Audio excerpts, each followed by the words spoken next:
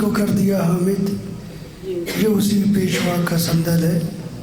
مولانا عبدالغنی ابو الحامد صاحب کا بہترین سندل جو ہر عرس کے موقع کے اوپر ہندوستان میں باقاعدگی سے آپ کی مزار مبارک پہ پڑھا جاتا ہے۔ جناب محمد مبین صاحب بہت احسن اور اپنے مخصوص انداز میں اس کو پیش کر رہے تھے۔ وقت کافی ہو چلا ہے، میں آخر میں دعوت خطاب دیتا ہوں محترم جناب محمود بن سعید صاحب کو۔ محترم جناب محمود بن سعید صاحب۔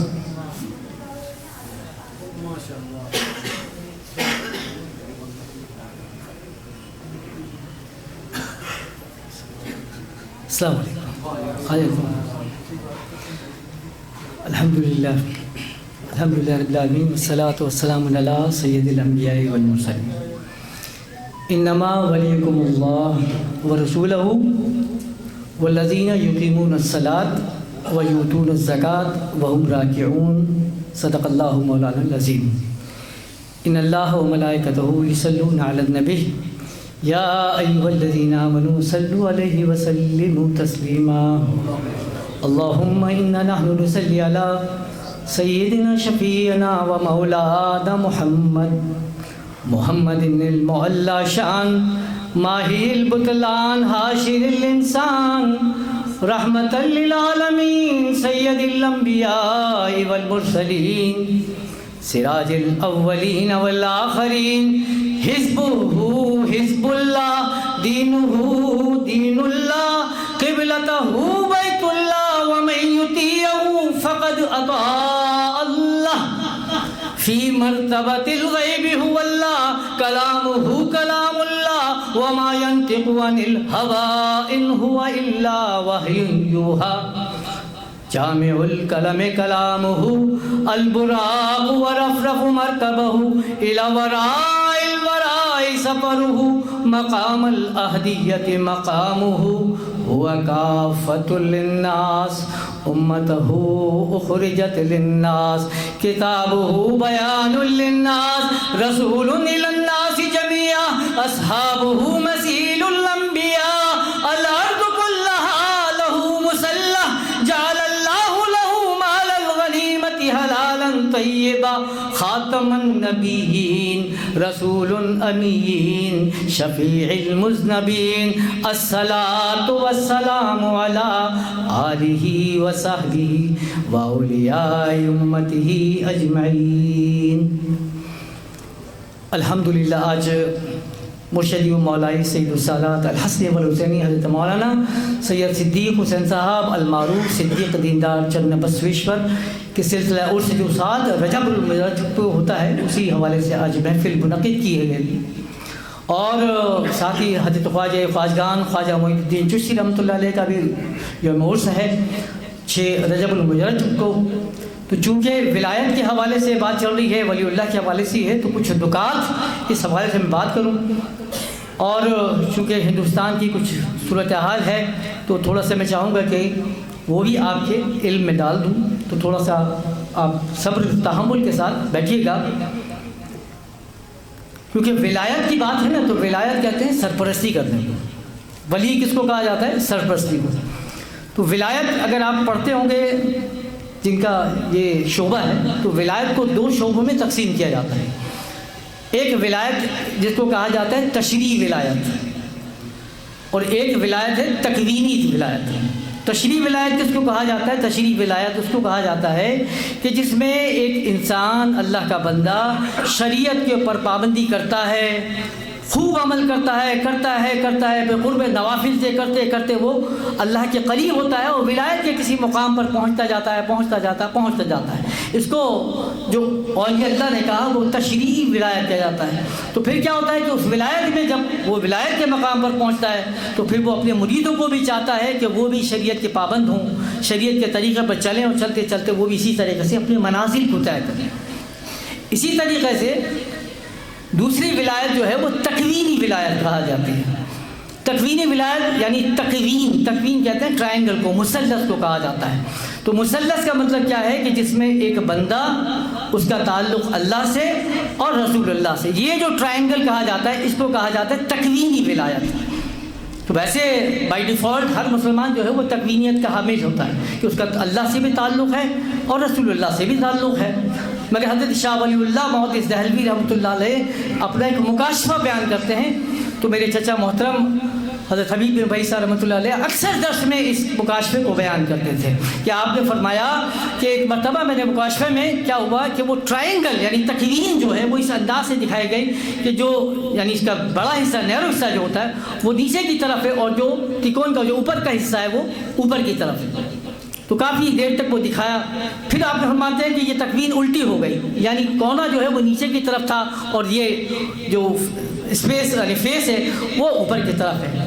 تو آپ یہ فرماتے ہیں کہ اللہ نے مجھ پر یہ کھولا, یہ بتایا کہ تکوین تو ویسے بائی ڈیفالٹ ہر مسلمان کے ساتھ ہے, لیکن کیا ہے کہ ایک مقام وہ ہوتا ہے کہ جب بندے کا تعلق اس دنیا سے, اس زمین سے, اس مادیت سے بہت زیادہ ہوتا ہے اور اللہ سے یا آسمان سے جو ہے اس کا تعلق واجبی ہوتا ہے.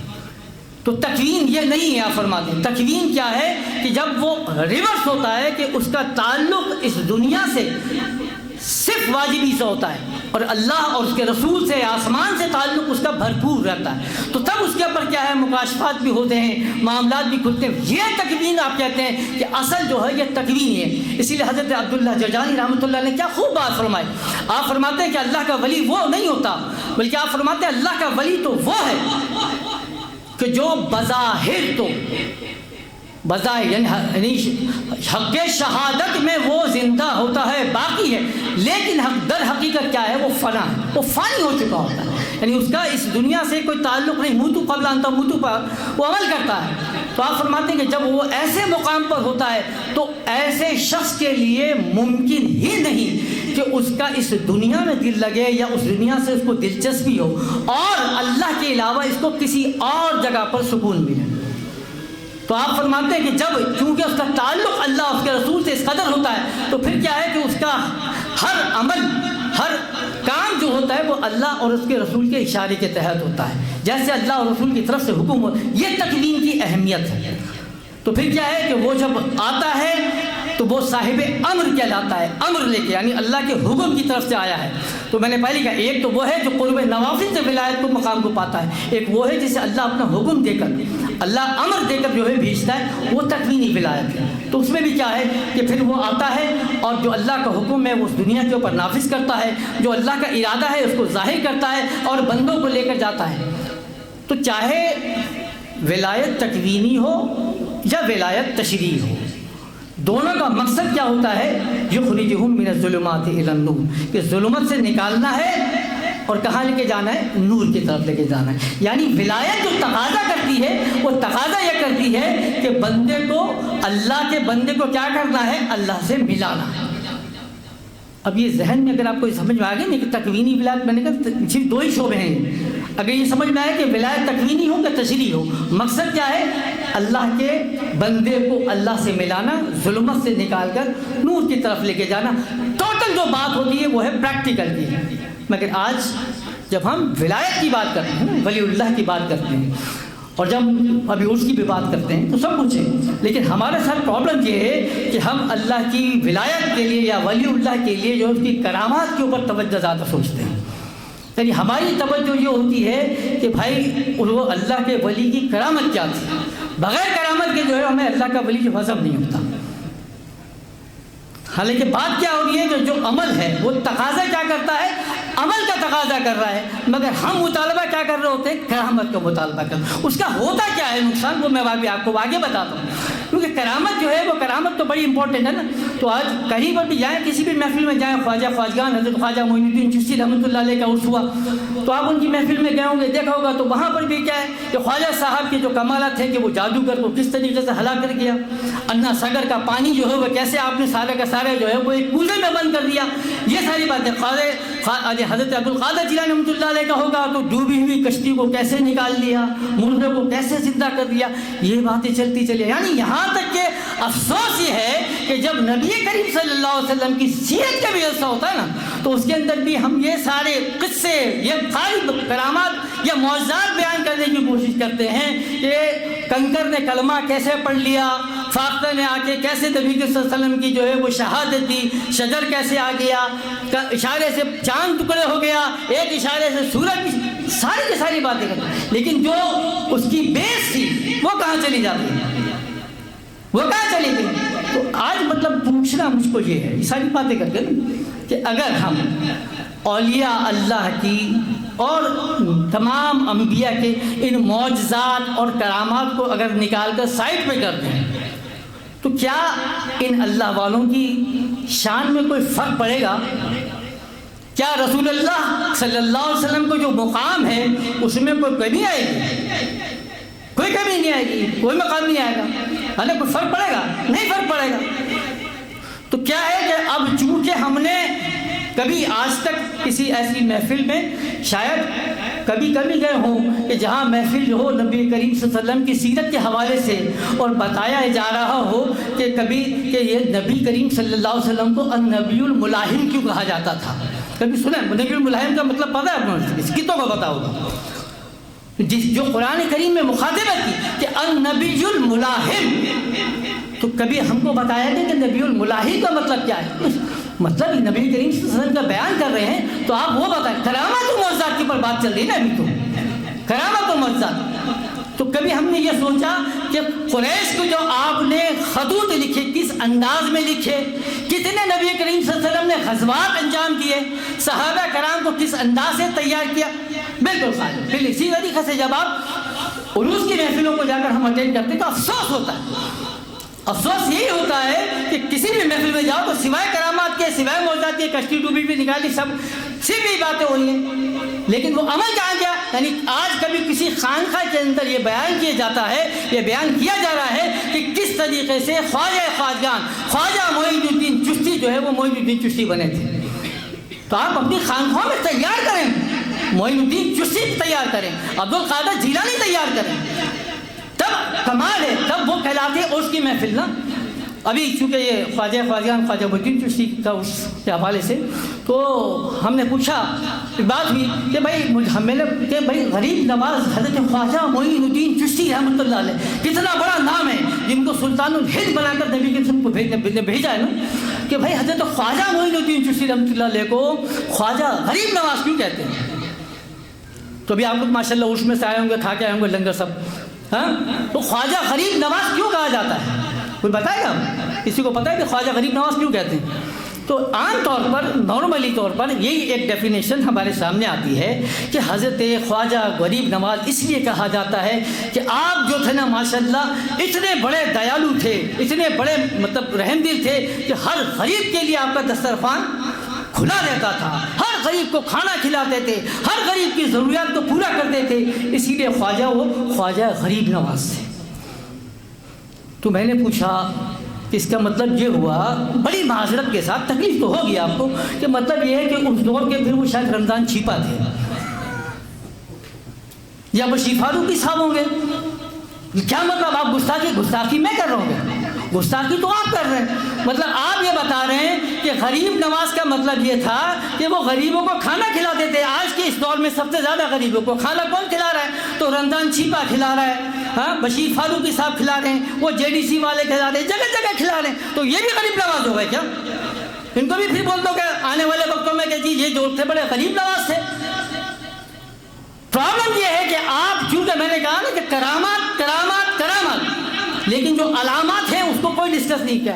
چچا جان ایک اور بڑا اچھا واقعہ سناتا ہے، کیونکہ میں نے کہا نا کہ ہمارے پاس اب تشریح یعنی ولایت وہ بھی سمجھ میں نہیں آ رہی لوگوں کو، تقوینی شرائط یعنی ولایت بھی نہیں سمجھ میں آتی، بہت اچھی سمجھ میں آتی تو وہ تکے والی ولایت۔ وہ تکے والی ولایت کیا بولے، ایک قافلہ جا رہا تھا، یعنی پانی کا جہاز ہے، اس کے اندر لوگ جا رہے ہیں، سفر کر رہے تھے، اب سفر کر رہے تھے تو چلتے چلتے کیا ہوا، سمندر کے اندر جا کے بیچ دریا میں وہ طوفان آ گیا، کشتی ہچکولے کھانے لگی، اب لگا کہ ڈوبی تو اب ڈوبی تو اب ڈوبی تو اب ڈوبی، تو سب پریشان ہیں، سب پریشان ہو گئے۔ تو اس میں سے اتفاق سے ایک شخص کھڑا ہوتا ہے، وہ کھڑا ہو کے وہ آسمان کی طرف دیکھتا ہے، کچھ سوال جواب کرتا ہے، کچھ پڑھتا پڑھاتا ہے، کرتا ہے، پھر آنکھیں بند کر کے مراقبہ کرتا ہے، پھر بولتا ہے بس کشتی نہیں ڈوبے گی۔ अरे भाई कैसे नहीं डूबेगी, डूब रही, बस हमने कह दिया कश्ती नहीं डूबेगी, बैठ जाओ आराम से। अब लोग बैठ गए, जो परेशान थे परेशान होते रहे, और कश्ती का यकीनी था कि वो डूब जाती, लेकिन भारत खुदा का करना ऐसा हुआ कि वो हिचकोली भी खाती रही, पानी भी आया, सब कुछ भी हुआ, मगर कश्ती जो है वो साहिल पर जाकर लग गई। कश्ती बच गई। कैसे कश्ती बच गई? लोग बाहर उतरे, हजरत के हाथ पाँव छूटना शुरू किया, लोगों ने बड़ी तारीफें की, बड़ी वाह की कि माशाल्लाह क्या हमारी किस्मत है कि इस सफ़र में इतने बड़े अल्लाह के वली भी हमारे साथ थे, माशाल्लाह इनके साथ हमारा सफ़र है, तारीख में लिखा जाएगा कि हमने अल्लाह के वली का दीदार भी किया। ये सारे मामला चलते रहे, लोग आए हाथ को चूमते रहे, लंगर भी देते रहे, नजराना भी देते रहे, सब चले गए एक करके। तो बाद में जब सब चले गए तो उसका एक दोस्त था जो बराबर में बैठा हुआ था, वो उसके साथ सफ़र में था, तो उसने कहा उसको देखकर कि वो हरामखोर में तो तेरे को बचपन से जानता हूँ।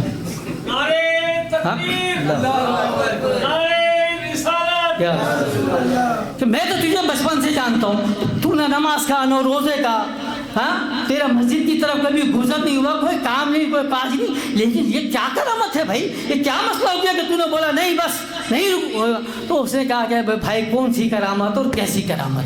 बात ये है कि मैंने देखा कि पब्लिक बैठी हुई है तो मैंने तुक्का मार दिया। अब मुझे पता था कि अगर कश्ती डूब गई तो सब मर जाएंगे, जब सब मर जाएंगे तो कौन मुझसे पूछेगा कि भाई कश्ती डूबे, तू तो बोल रहा था नहीं डूबेगी, और बच गई।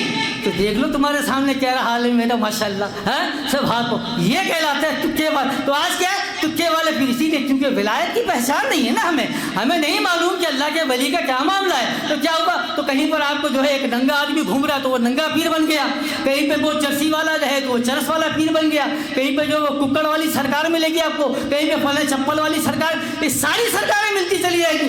क्यों मिल रही हैं? इसलिए मिल रही हैं कि आपने विलायत को नहीं समझा। मैंने वैसे कहा ना कि ख्वाजा गरीब नवाज है, तो आपको सिर्फ गरीब नवाज इतना ही समझ में आ रहा है कि गरीब नवाज वो हैं जो गरीबों को नवाजने के लिए आए थे। कौन गरीब? तो मैं एक हदीस पेश करता हूँ तो आपको समझ में आएगा।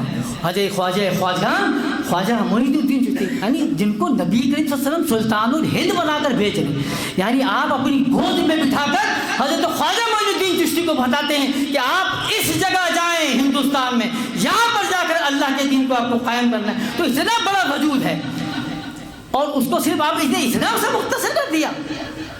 तो नबी करीम सल्लल्लाहु अलैहि वसल्लम ने फरमाया कि बिदअल इस्लाम गरीबा सयाऊदु बिदअन गरीबा, कि इस्लाम गरीबों ने फैलाया और इस्लाम दोबारा जब फैलाएंगे तो गरीब फैलाएंगे।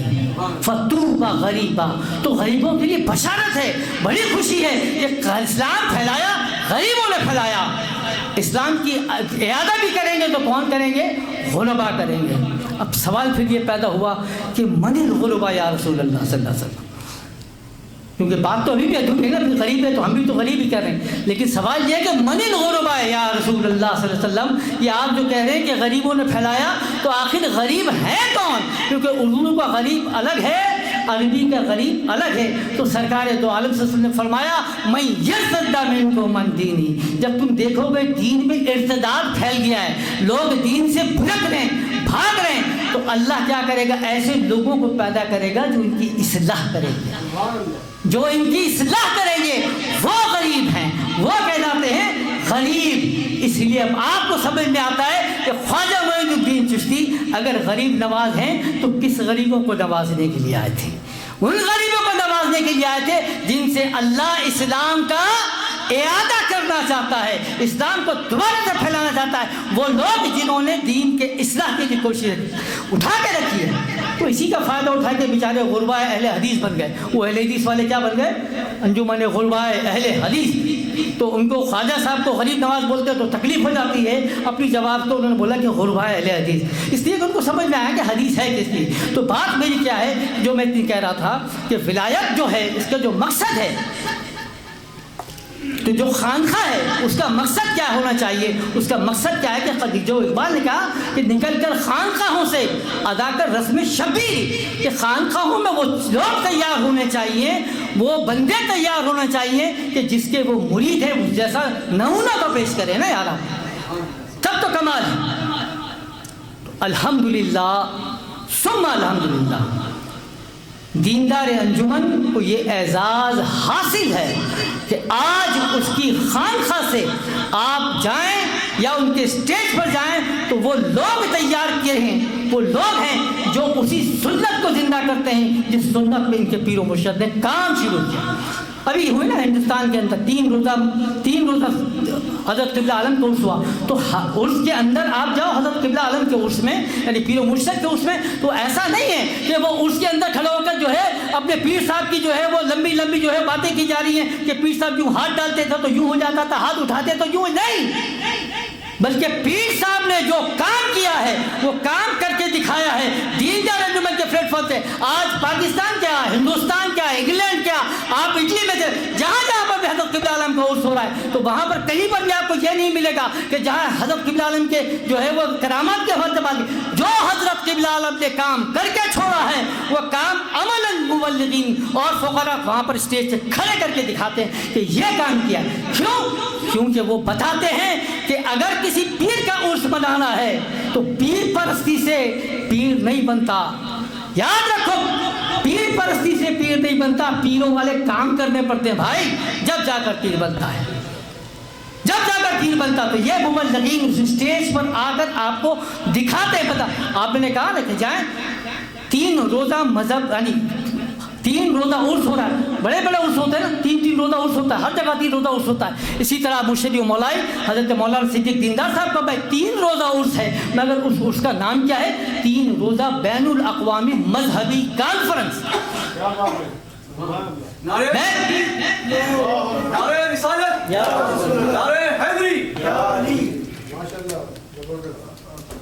بین الاقوامی مذہبی کانفرنس، اس کانفرنس کے اندر ہوتا کیا ہے؟ اس میں ہوتا یہ ہے کہ صرف جا کر جو ہے مبلغ، یعنی آپ کی جو اسٹیج ہے، اسٹیج والا نہیں بول رہا، وہ 2 دن تک ان کو بولتا ہے کہ آؤ تمام لوگ جتنے بھی ہو نا بھائی، جتنے بھی ہو، چاہے ویدی ہو، وینی ہو، تم شدھی ہو، برہمن ہو، سنتن ہو، فلاں ہو، جو بھی ہو، آؤ آ کے اسٹیج ہم دیتے ہیں، اسٹیج پہ کھڑے ہو کر بتاؤ کہ تمہارا مذہب سچا ہے یا تمہارا مذہب ہی تمام دنیا کے لیے امن کا باعث بن سکتا ہے، تمہارے مذہب سے پوری دنیا میں امن قائم ہو سکتا ہے، آؤ کھڑے ہو کر بتاؤ۔ 3 دن ان کو دیا جاتا ہے۔ تو وہ کیا ہے کہ کہا ہے نا تعالوا الی کلمۃ سواء بیننا وبینکم، آؤ اس بات کی طرف جو تم میں اور ہم میں مشترک ہے، اس کی عملی نظارہ آپ کو دکھے گا۔ تو دیندار انجمن کے پلیٹ فارم سے دکھتا ہے۔ وہ آپ نے سنا ہوگا کہ حضرت سلیمان علیہ السلام ہے نا، تو حضرت سلیمان علیہ السلام کو اللہ تبارک و تعالیٰ نے جانوروں کی بولیاں سکھائی تھیں، سنا ہوگا، آپ نے پڑھا ہوگا قرآن میں۔ تو کیا کرتے تھے سلیمان علیہ السلام؟ جانوروں کو ان کی زبان میں بلاتے تھے تو جانور ان کی زبان میں آ جاتے تھے۔ اللہ نے بولا ان کافروں کو ان شر الدواب عند اللہ، کہ اللہ کے نزدیک یہ جو کافر ہیں نا بھائی، وہ کیا ہیں؟ شریر جانور ہیں۔ تو ان کافروں کی بھی کوئی زبان ہوگی کہ نہیں ہوگی؟ ہے نا؟ اللہ کا شکر ہے کہ نبی کریم صلی اللہ علیہ وسلم کی جو محبت ہے نا، جو نبی کریم کا عشق ہے، تو حضرت قبلہ عالم کا وہ عشق جو اس میں نظر آئے گا، تو کیا ہے کہ آپ نے ان جانوروں کی زبانوں کو سیکھا، ویدوں کو سیکھا، پرانوں کو سیکھا، کالی گنان کو سیکھا، تمام جتنی بھی کتابیں ہیں ان کتابوں کو سیکھا تاکہ یہ ان کی زبان آئے، ان کی زبان آئے۔ تو پھر ان جانوروں کو کھڑے ہو کر اسٹیج پر کیا بولا کہ تعالوا الی کلمۃ سواء بیننا وبینکم، آؤ اس بات کی طرف تم میں جو ہم میں مشترک ہے۔ اسٹیج پر کھڑے ہو کر 3 روز میں یہی اعلان کیا جاتا ہے، آؤ تم میں اور ہم میں جو بات مشترک ہے۔ تو پوچھتے وہ ہیں جو اسلام سے تعلق نہیں رکھتے کہ بتائیے مولانا ہم میں اور تم میں ہے کیا مشترک؟ تمہاری نماز الگ، روزہ الگ، زکوٰۃ الگ، خدا الگ۔ تو آپ فرماتے ہیں مبلغین فرماتے ہیں، یعنی وہ مبلغین جو حضرت قبلہ عالم کے اصولوں پر تیار ہوئے ہیں رنگ میں رنگ ہے۔ تو آپ کیا فرماتے ہیں کہ آؤ تم میں اور ہم میں کیا مشترک ہے؟ ہم میں اور تم میں مشترک یہ ہے کہ خدا ایک ہے، جس کو کہا نا پنچ شانتی مارگ، کہ خدا کیا ہے؟ ایک ہے۔ میں کیسے مان لوں کہ خدا ایک ہے؟ تو پھر کیا ہے؟ تمہارا جانور ہے نا، تو جانور کی زبان میں اٹھا کر کیا بولتے ہیں؟ ایک ایو ن دویتیو یتستھا ن برہما ن وشنو ن سوریو ناگنی ن چندر تارکھہ، کہ وہ ایک ہے، 2 نہیں ہے، ایک ایو ن دویتیو یتستھا نہ برہما نہ وشنو نہ سوریو نہ، وہ اس وقت بھی تھا جب برہم نہیں تھا، برہما نہیں تھے، جب سورج نہیں تھا، جب چاند نہیں تھے، جب آگ نہیں تھے، جب تارے نہیں تھے، تو ایک ہی ہے۔ تو ہم میں اور تم میں کیا مشترک ہے؟ وہ ایک مشترک ہے۔ نہ کاشت ود تھا، نہ پیشہ، نہ مراد کیشدا، کہ وہ نہ لکڑی میں ملتا ہے، نہ مورتی میں ملتا ہے، نہ پتھر میں ملتا ہے، تو وہ کیا ہے؟ وہ اللہ ہے۔ تو یہ دیندار انجمن کے اسٹیج پر اپنے مرشد کے عرس کے موقع پر یہ اعلان کر کے بلا جاتا ہے، آؤ اس بات کی طرف جو ہم میں اور تم میں یہ مشترک ہے۔ اور کیا مشترک ہے؟ مشترک تو یہ ہے کہ ایک جگت گرو بھی ہونا چاہیے، پوری دنیا کا ایک ورلڈ ٹیچر ہونا چاہیے۔ ارے جس کو تم جگت گرو بولتے ہو، جس کو تم کل کی اوتار بولتے ہو، جس کو تم ورلڈ ٹیچر بولتے ہو، وہ وہی تو ہے جس کو ہم سرور عالم بولتے ہیں۔ نعرہ تکبیر، نعرہ رسالت، نعرہ حیدری۔ کیسے بھائی ہم کیسے مان لیں کہ وہ ایک ہے؟ تو کیسے ایک ہے؟ اٹھاؤ تمہاری پرانوں کو اور ہم تم کو بتاتے ہیں کہ ہم میں تم میں کیا مشرک ہے کہ ننا سوم تھیو دیواشیو نمے نمے مہامدیش نمابیمایش نماؤگنایش تپو شانتی شانتی شانتی اوم۔ کیا مطلب کہ ننا سوم تھیو، وہ کیا ہے؟ چاند چہرے والا ہے، یعنی بالکل کیا ہے؟ آفتاب کی مانند اس کا چہرہ ہے۔ ننا سوم تھیو دیواشیو، وہ کیا ہے؟ پورے وجود کو گھیر کے رکھتا ہے، پورے عالم کو، یعنی کیا ہے؟ سرور عالم ہے۔ نمے نمے مہامدیش، جان لے وہی محمد ہے، جان لے وہی محمد ہے۔ پھر کیا ہے؟ تپو شانتی شانتی شانتی اوم نما بھیمایش نما اگنیش، اور اسی سے تیرے کو شفاعت ملنی ہے، اسی سے تیرے کو نجات بھی۔ سنسکرت کے الفاظ ہے جو میں کھل کے بتا رہا ہوں آپ کو ترجمہ کر کے، تو تپو بس اسی کو پوجو، اسی کی عبادت کرو، شانتی شانتی شانتی اوم۔ یہ جو تم شانتی کا نعرہ لگا رہے ہو وہ اسی سے ملے گی، کیونکہ وہی اومکارا ہے، وہی اللہ کا مظہر ہے، وہی اللہ کا جو ہے وہ فرستادہ ہے۔ تو یہ ہم میں اور تم میں مشترک ہے۔ تو بات سمجھ میں آئی کہ اس کا مقصد ہے کیا عمل؟ یہ وجود نے وہ تربیت دی ہے، اور یہی ہم چاہتے ہیں کہ ہر خانقاہ سے اسی طرح کی آواز نکلے۔ اور یہ وجود کا میں تھوڑا سا اور تعارف بھی کرواتا چلوں تاکہ آپ کو پتہ چلے کہ اس وجود کے حوالے سے، تو وجود کے میں کرامت کی بات نہیں کر رہا، میں ان نشانات کی بات کر رہا ہوں جو ابھی بچہ پڑھ کے گیا، اور اس احسانات کی بات کر رہا ہوں جو ہندوستان کے مسلمانوں پر اس وجود کا ہے کہ حضرت 1924 کے اندر، وہ وقت یاد کر لیں 1924، تاریخ کے پڑاؤ کو پلٹنا پڑے گا اگر آپ کو سید السادات الحسنی والحسینی حضرت مولانا صدیق دیندار صاحب کے احسانات کو سمجھنا ہے۔ تو 1924 کا زمانہ ہے، ملکھانہ کا علاقہ ہے۔ تو ملکھانہ کے علاقے کے اندر کیا ہے کہ ارتداد کا زمانہ ہوا، لوگوں کو مرتد کیا جا رہا تھا۔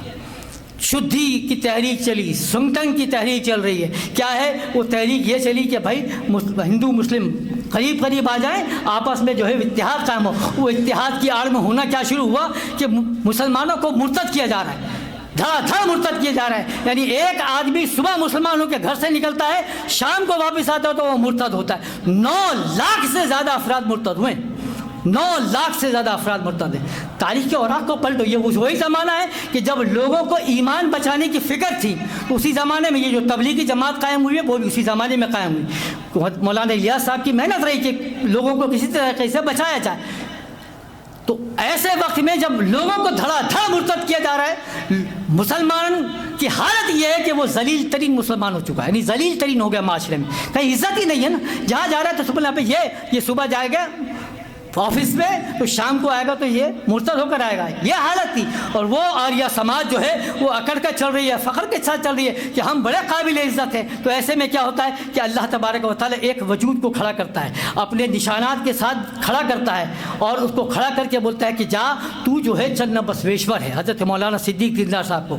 تو آپ کو حکم کیا ملتا ہے کہ جاؤ، گدک کا مقام ہے، گدک کے مقام پر آپ جا کر اعلان فرماتے ہیں۔ گدک کا وہ مقام جہاں پر کمبھ کا میلہ لگا ہے، ہزاروں نہیں لاکھوں کی تعداد میں وہاں پر ہندو موجود ہیں، وہاں پر سب کھڑے ہیں۔ تو آپ جا کر وہاں کھڑے ہو کر میدان میں کہتے ہیں، اے آریہ سماجو، اے ویدوں پرانوں کے ماننے والو، تم آؤ اور میری طرف دیکھو کہ مجھے اللہ نے چند بسویشور بنا کر بھیجا ہے، چند بسویشور بنا کر بھیجا ہے۔ یہ بات ہو رہی ہے اسٹیج پر، جب آپ نے بات کری تو کیا ہوگا؟ آپ سوچ لو، آپ کیا عالم ہوگا کہ اس وقت ہزاروں عالم پریشان ہو گئے کہ ایک مسلمان آ کر یہ بات کہہ رہا ہے، اور وہ بھی ہمارے مجمع کے دوران، تو تمام لوگوں نے گھیر لیا اور گھیرنے کے بعد بولا کہ تجھے معلوم ہے کہ کیا کہتا ہے؟ ہاں معلوم ہے، میں چند بسویشور اللہ نے مجھے بولا، تو تجھے اگر چند بسویشور ہے تو تیرے اندر کیا وہ نشانات موجود ہیں جو کالی گدانوں میں موجود ہیں 800 سال پہلے جن کو لکھا گیا تھا، کیا وہ موجود ہیں؟ تو آپ نے کیا فرمایا؟ با مجھ کو نہیں معلوم کون سے نشانات تم ڈھونڈ رہے ہو،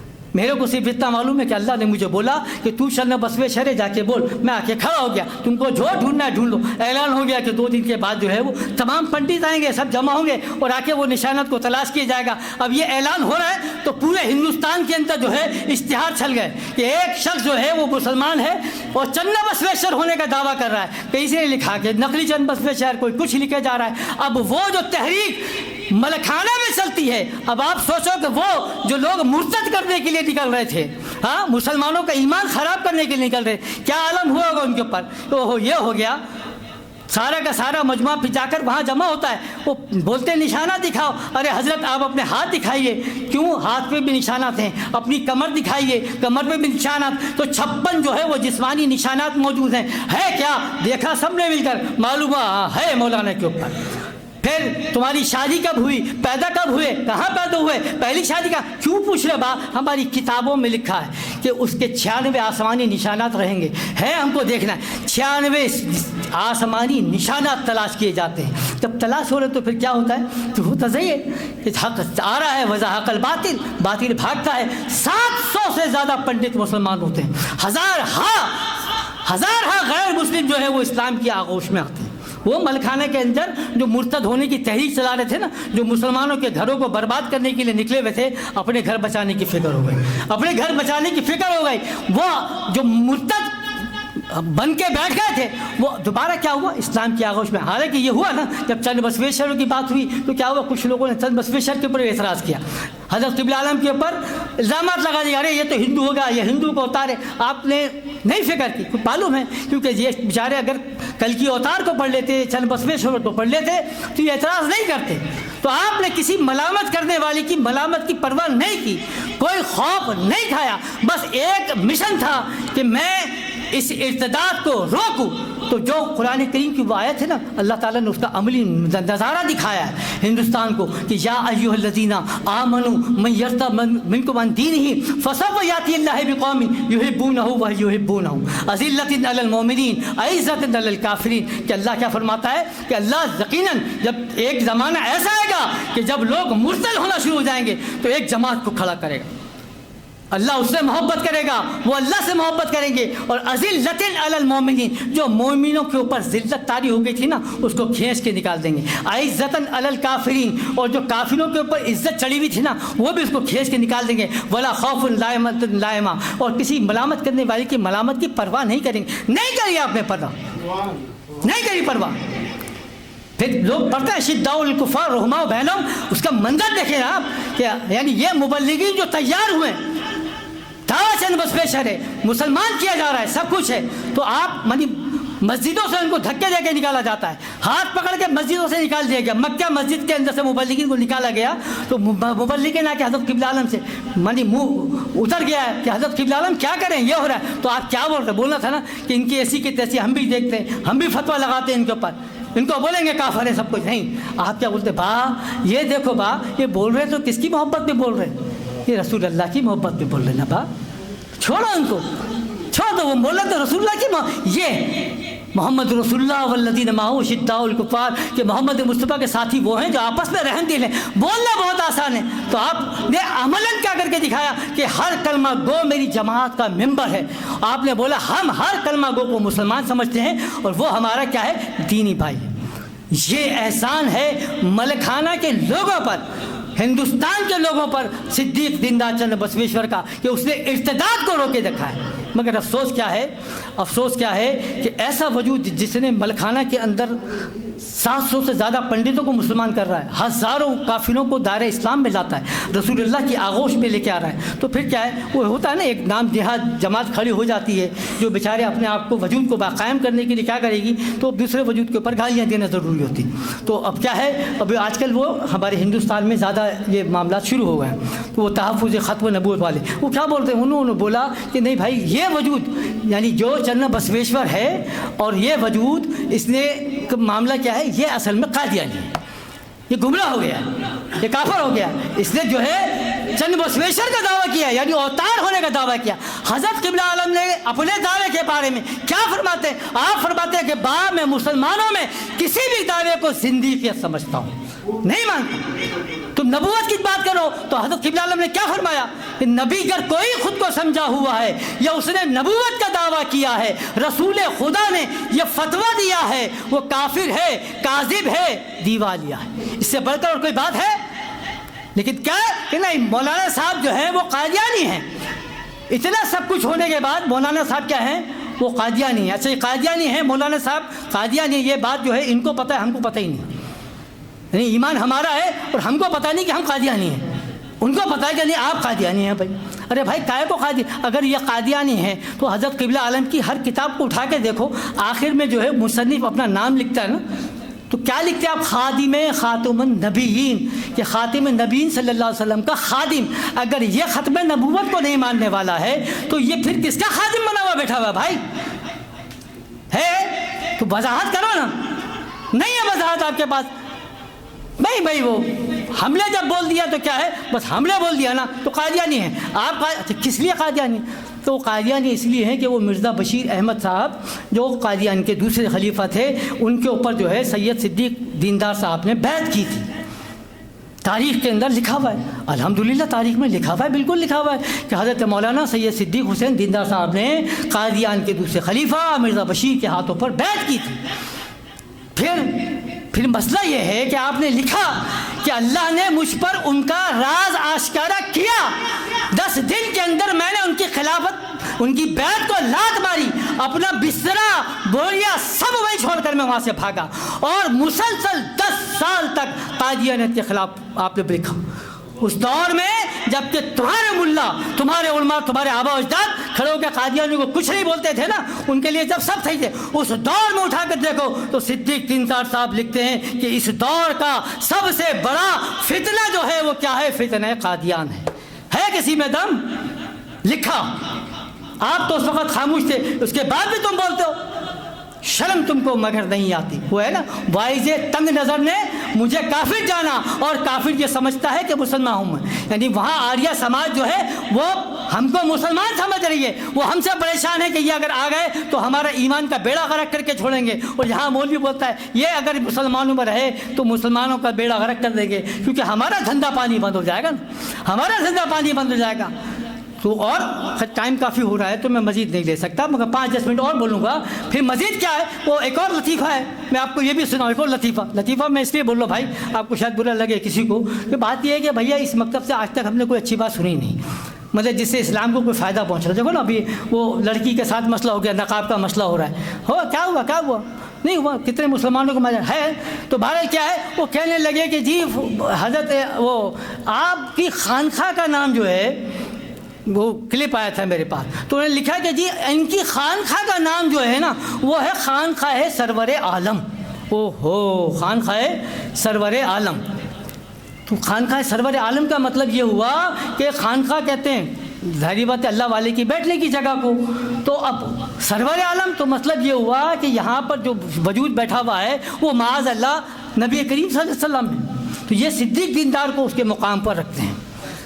یہ کہلاتا ہے علم جاہلیت ہے نا، یا ادائیت ہے. تو مجھے پوچھنا، کیونکہ یہ جو ہے نا ان کی محبت جو ہم سے صدیق دیندار صاحب سے یا دیندار انجمن سے بہت پہلے سے ہے، کیونکہ بہت پہلے سے میں اس لیے کہہ رہا ہوں کہ 1936 میں جب حضرت قبلہ عالم نے یہ اعلان کیا کہ غزوہ ہند کے حوالے سے بات کی، غزوات کی بات کی، تو یہی مولوی طبقہ تھا جو کہتا تھا ارے یہ غزوات کی بات کر رہے ہیں. غزوات تو اس کو کہا جاتا ہے جس میں نبی کریم صلی اللہ علیہ وسلم شامل ہوں. اس کا مطلب یہ ہے کہ یہ کہہ رہا ہے کہ میں جو ہوں خود معاذ اللہ نبی ہوں، اسی لیے غزوات کی بات کر رہا ہے. اسی لیے جنگ کو کیا کہہ رہا ہے؟ غزوات ہے. اب کیا ہوا جب حضرت قبلہ عالم اس دنیا سے پردہ فرما گئے، اب جا کے لوگوں نے بولا کہ بھائی وہ غزوات، تو وہ جو حدیث جو 1924 میں حضرت قبلہ عالم بیان کر رہے تھے غزوہ ہند، تو مولوی کو یہ توفیق تو نہیں ہوئی کہ غزوہ ہند کو پڑھ لیا تھا، مگر اس کو فتویٰ لگانے کی مجبوری تھی، لگایا. اب آج الحمدللہ یہ حدیث ہر بچے کی زبان پر دھائی ہے نا، غزوہ ہند. اب پوچھا گیا مولوی صاحب اب بتائیے کہ یہ جو ہند کا جو جہاد ہوگا وہ غزوہ ہوگا؟ تو پہلے تو بول چکے تھے آپ کے غزوے کا مطلب تو یہ ہے کہ جس میں رسول اللہ صلی اللہ علیہ وسلم شامل ہوں. اب یہ غزوہ ہے تو کیا کریں؟ تو پھر اب کیا ہے، آپ کو وضاحت کرنے تھک گئے کیا بھائی؟ چھوڑ دیں. تو غزوہ کا مطلب کیا ہے؟ تو بولے غزوے کا مطلب یہ ہے کہ جس میں نبی کریم صلی اللہ علیہ وسلم روحانی طور پر شامل ہوں، جہاں آپ کی مرضی شامل ہو، جہاں آپ کی رضا شامل ہو، تو اسی کو غزوہ. تو حضرت قبلہ عالم کیا بول رہے تھے بھائی؟ حضرت صاحب نے کیا بولا تھا غزوات کے لیے؟ حضرت قبلہ عالم کی یہی تو بات تھی نا، لیکن نہیں مانے. تو بقا ہے جس کو کہا جاتا ہے نا کہ وہ اگر کھجلی میرے کو ہوگی تو خارش ہے، آپ کو ہوگی تو انفیکشن ہے. مطلب آپ بول رہے ہیں تو آپ کو غزوات ہو گیا. تو بات یہ ہوئی کہ جب آپ کو غزوات نہیں سمجھ میں آیا تو آپ کو خانقاہ سمجھ میں آئی. آج اٹھو میرے ساتھ چلو، آپ کو میں دکھاتا ہوں. یہاں خانقاہ قادریہ دکھاتا ہوں میں آپ کو، وہاں خانقاہ چشتیہ دکھاتا ہوں، نام لکھا ہوا ہے. تو جا کر کسی سے پوچھو یہ خانقاہ قادریہ میں کہ حضرت عبدالقادر جیلانی رحمۃ اللہ علیہ رہتے ہیں، یا خانقاہ چشتیہ میں خواجہ خواجگان خواجہ معین الدین چشتی ہیں؟ نہیں، وہ بولیں کہ یہ وہ خانقاہ ہے جہاں پر قادریہ سلسلے کا کام ہوتا ہے، یہ وہ خانقاہ جہاں چشتیہ سلسلے کا کام ہوتا ہے. تو بس یہ بات یاد رکھیں کہ جس خانقاہ میں نبی کریم صلی اللہ علیہ وسلم کے سلسلے کی بیعت ہو، اپنے سلسلے کی نہیں ہو، جس میں نبی کریم صلی اللہ علیہ وسلم کے دین کا کام ہو، کسی فرقے کا کام نہیں ہو، جہاں جھنڈا بلند ہو تو نبی کریم صلی اللہ علیہ وسلم کا جھنڈا بلند ہو، کسی اور کا جھنڈا بلند نہیں ہو، تو صرف اسی خانقاہ کو یہ حق حاصل ہے کہ وہ لکھے خانقاہ ہے سرور عالم. صرف اسی خانقاہ کو حق ہے. اور کمال ہے اس وجود کا کہ جب خانقاہ سرور عالم کے لیے زمین ملی نا، اور جب زمین ملی تو منشی نے پوچھا، پٹواری نے پوچھا کہ حضرت یہ زمین آپ کو مل گئی ہے، اب یہ بتائیے کہ زمین کی ملکیت پہ، یہ ذرا توجہ کا جملہ ہے کہ زمین کی ملکیت کے اوپر جو ہے نام کس کا لکھا جائے، کیونکہ ظاہری بات ہے ہر زمین کی کوئی ملکیت ہے نا، نام کس کا لکھا جائے. تو حضرت قبلہ عالم قربان جائیے کیا فرماتے با، یہ زمین جو لی ہے کس کے لیے لی ہے با؟ رسول اللہ کے کام کے لیے لی ہے نا، رسول اللہ کے کام کے لیے، دین کے کام کے لیے. تو اس کی ملکیت کسی اور کے نام ہوگی کیا؟ کس کے نام کرنا؟ ارے محمد مصطفیٰ کے نام کرو نا بھائی، جس کے نام کی زمین ہے، جس کے نام کے لیے ہم نے لیا ہے، یعنی جس کا کھاتے ہیں اسی کا ہم گاتے ہیں. جب نام زمین ملی ہے محمد مصطفیٰ کے کام کے لیے تو اس کی ملکیت بھی کس کی ہوگی؟ محمد مصطفیٰ. اٹھاؤ تاریخ کے اندر آج دنیا میں کوئی خانقاہ تو دکھا دو کہ جس کی ملکیت میں جو ہو لکھا ہو محمد مصطفیٰ صلی اللہ علیہ وسلم. تو جس کی ملکیت محمد مصطفیٰ صلی اللہ علیہ وسلم ہے اسی کو یہ اعزاز حاصل ہے، اسی کو یہ حق حاصل ہے کہ وہ اپنے نام کے ساتھ لکھے خانقاہ سرور عالم. تو یہ اعتراض اپنے ساتھ کرتے جاؤ. کبھی بولیں گے نہیں آپ لکھ کے دکھائیں کہ مرزا غلام احمد قادیانی جو ہے وہ کافر ہے. یہ آیا بھائی کہ بھائی یہ جو نا ایسی ویسی گھما کے باتیں کر رہے ہیں، آپ ان سے بولو مرزا غلام احمد قادیانی کافر ہے. تو میں نے کہا کہ ان سے بولو کہ آپ لکھ کے دے دو کہ اس کے بعد پھر کوئی اور نہیں آئے گا. کیا مطلب؟ میں نے کہا 70 کاظموں کو ذکر نبی کے فرمایا. اب یہ 4x2 کا بل بورڈ لگایا بھائی، اب 4x2 کے جاوید صاحب 4x2 کے بل بورڈ کے اندر یہ پہلے میں 70 کاظموں کو نام لکھوں، بعد میں آنے والے 70 کا بھی لکھوں، اس کے بعد پھر دین داشت عمر کا نام کا لکھوں، یا جس مقصد کے لیے بل بورڈ بنایا کا. ارے ایک چھوٹی سی بات اتنی جامع کر کے حضرت قبلہ عالم نے فرمایا کہ نبی گر کوئی خود کو سمجھا ہوا ہے. مطلب یہ ہے کہ نبوت کا دعویٰ تو بہت دور کی بات ہے نا بھائی. اگر کوئی کونے والے کمرے میں بیٹھ کے اکیلے میں بیٹھا ہوا ہے یا کوئی باتھ روم کے اندر بھی بیٹھے ہوئے جو نا وہ سوچ رہے کہ میں نبی ہوں، میں نبی ہوں، تو حضرت قبلہ عالم اس کو بھی کور کر کے کیا کہتے ہیں کہ نبی گر کوئی خود کو سمجھا ہوا ہے. پھر آپ نے فرمایا یا اس نے نبوت کا، تو نبوت کا دعویٰ تو بہت آخری اسٹیج ہے بھائی. آپ نے تنہائی میں بھی اگر یہ سوچ رہے نا کہ میں نبی ہوں تو آپ نے فرمایا کہ وہ کافر ہے، کاذب ہے، دجال. ختم ہو گئی نا بات. اس کے بعد کیا بول رہا ہوں؟ لیکن اس کے باوجود بھی اگر آپ کی یہ ضد ہے تو پھر مولوی صاحب معاملہ کچھ اور ہے، پھر معاملہ کچھ اور ہے. پھر ہمیں یہ سوچنا پڑے گا کہ دشمنی آپ کو صدیق دیندار صاحب سے ہے یا محبت آپ کو تحفظ ختم نبوت سے. تو اب یہ نام نہاد تحفظ ختم نبوت جس کو میں کہا، کچھ لوگوں کا اعتراض ہوتا ہے کہ نام نہاد کیوں کہتے ہیں؟ ارے نام نہاد نہیں کہتے تو کیا کہیں بھائی؟ نام نہاد میں اس لیے کہہ رہا ہوں کہ جن کو اپنے تحفظ کے لیے ڈپٹی کمشنر صاحب کو درخواست دینی پڑتی ہے کہ سر ہمارا جلسہ ہونے والا ہے، ہمارے تحفظ کے لیے پولیس کی فورس چاہیے، تعینات کر دیں. تو تم اپنا تحفظ نہیں کر سکتے، ختم نبوت کا تحفظ کرو گے؟ تم اپنا تحفظ نہیں کر سکتے، ختم نبوت کا تحفظ کرو گے؟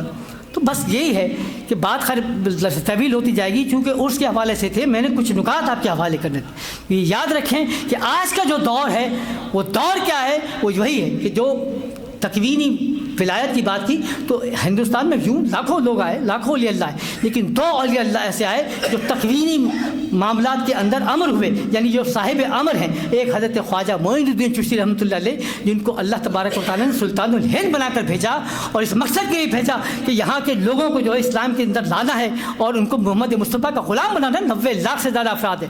اور اس کے بعد دوسرا وجود اگر آپ کو نظر آتا ہے تو سید السادات الحسنی والحسینی کو، کہ جس کو اللہ تبارک و تعالیٰ نے الہاماً بنا کر بھیجا، کیا کہ ایک غزوہ ہند کے لیے بھیجا، کہ تبلیغ کے لیے بھیجا کہ آپ کو تبلیغ کرنا ہے، غزوہ ہند کی تیاری کرنی ہے، اور الہاماً کیا بتایا کہ ہندوستان تمام، بولو بولو، ہندوستان تمام مسلمان ہونے والا ہے۔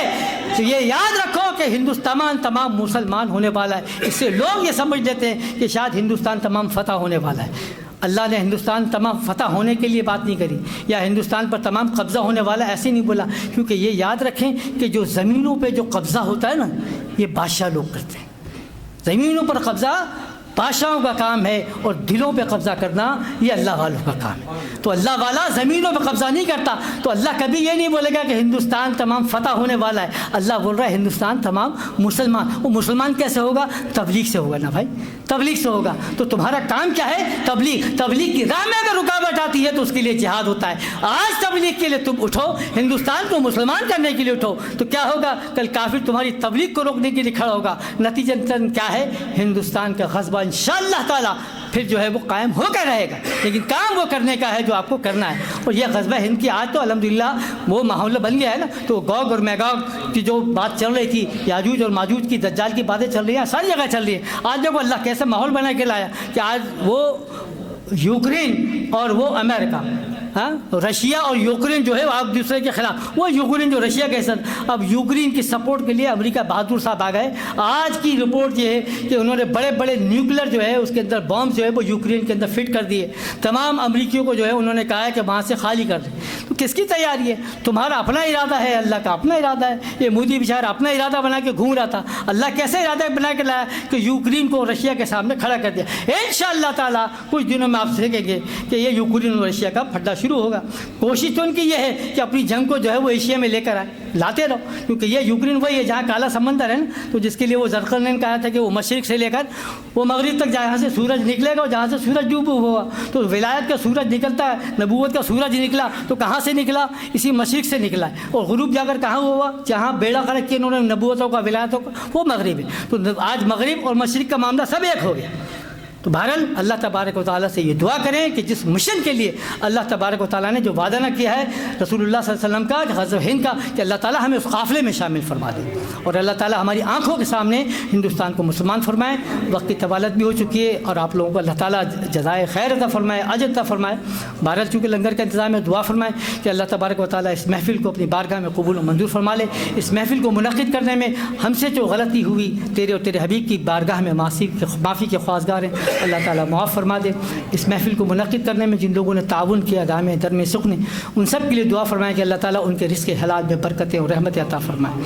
اللہ تعالیٰ اس بابرکت محفل کے صدقے میں دعا فرمائے کہ جو ہم میں بیمار حال ہیں بالخصوص ان کے لیے دعا فرمائیں کہ ان کو شفائے کاملہ عاجلہ نصیب فرمائے۔ ستار بھائی صاحبزادے ہیں، ان کے بیمار ہے، سرور بیٹھے میں ہمارے ساتھ، ڈائلیسس کے لیے پرابلم ان کے لیے، اور سردار حامد نواز صاحب کے گھر سے بھی دعا کی درخواست ہے کہ ان کے داماد کی طبیعت بھی کافی علیل ہے، اور بھی بہت سارے لوگ ہیں جنہوں نے دعاؤں کے لیے کہا ہے، تو سب کا نام نہیں لے سکتے، سب کے لیے دعا فرمائیں کہ اللہ تعالیٰ یہ سب دین سے محبت کرنے والے لوگ ہیں، یہ سب تیرے قافلے کے لوگ ہیں، اللہ تعالیٰ ان سب کو شفائے کاملہ اور عاجلہ نصیب فرما دے، ان کے حلال رزق میں برکت عطا فرما، رحمت نازل فرما، کرم نازل فرما۔ یہ محفل جہاں منعقد کی گئی اللہ تعالیٰ اس گھر میں بھی برکت عطا فرما، اس محفل میں جو لوگ شریک ہوئے ان کے گھروں میں بھی اللہ تعالیٰ رحمتیں اور برکتیں، سب معاملات اللہ تعالیٰ ان کے لیے آسانی کی بات فرما۔ اللہم اعز الاسلام والمسلمین، اللہم احفظنا وانت خیر الحافظین، اللہم ارحمنا وانت خیر الراحمین، یا رحمان یا رحیم یا کریم استغیث برحمتک یا ارحم الراحمین، وصلی اللہ تعالیٰ علی خیر خلقہ نور وجہہ زینت فرش محمد وآلہ وصحبہ اجمعین برحمتک یا ارحم الراحمین وبحق لا الہ الا اللہ محمد۔